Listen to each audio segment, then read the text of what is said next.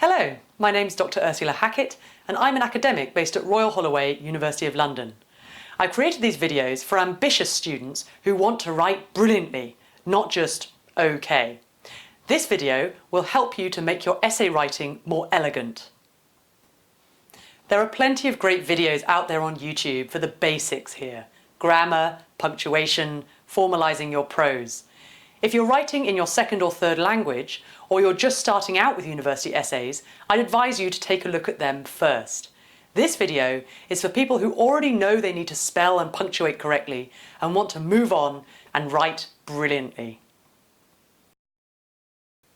One of the training wheels students use when they're starting out is signposting. That is, saying what you've been asked to ask, saying what you're going to say, saying it, and then saying what you've said. It's helpful for speakers to signpost a bit because it's hard to keep all the content in your head at once. The audience might get lost, and the signposts help them to stay on track. But in a student essay of 1,500, 2,000 or 3,000 words, excessive signposting is wasteful and boring to read. If you've laid out your argument in brief in the introduction, you don't need lots of signposts. Some of the worst offenders are things like this. It is important to define the key terms. First, I'm going to define the key terms, and then I'm going to consider which definition is most appropriate, and then I'm going to assess whether the title quote is true or not. The last paragraph argued that. Probably the most common comment I have when I mark students' essays is, just do it.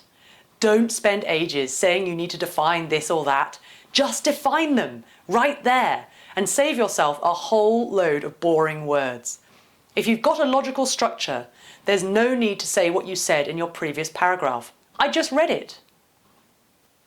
Excessive signposting can sometimes seem like a sign of low confidence.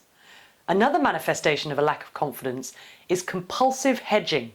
Words like arguably, comparatively, to a certain degree, to some extent, relatively. These phrases are meaningless in themselves, and they make the writer seem vague and cowardly. A really brilliant essay is confident in tone. That means, instead of hedging, qualify.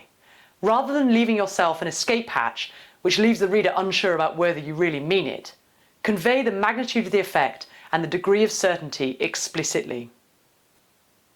So, for example, rather than Republicans are united to some extent and Democrats are somewhat divided, say, Republicans are united and energised by cultural conservatism, as measured by survey items tapping support for building a wall on the Mexican border, respect for the American flag, and concerns about discrimination against whites.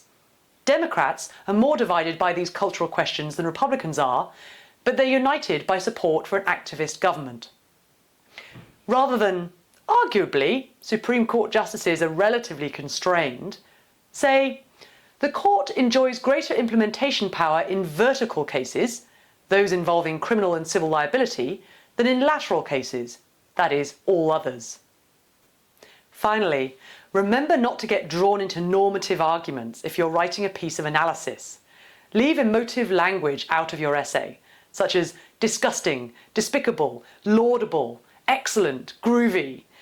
Remember you're making an analytical argument in social science, politics, history, geography, or whatever discipline you're in. You're making a convincing empirical case. If you feel strongly about the subject matter, good for you. We all do research because we care about this stuff. But leave the emotive stuff for your blog or comments below the line. Work out your feelings elsewhere and focus on making a convincing case instead. So to recap, don't excessively signpost. Just do it. Get on with it. Get rid of the compulsive hedging. Instead, spell out the circumstances in which the statement does and does not hold. And don't get drawn into normative arguments. Keep it analytical in tone.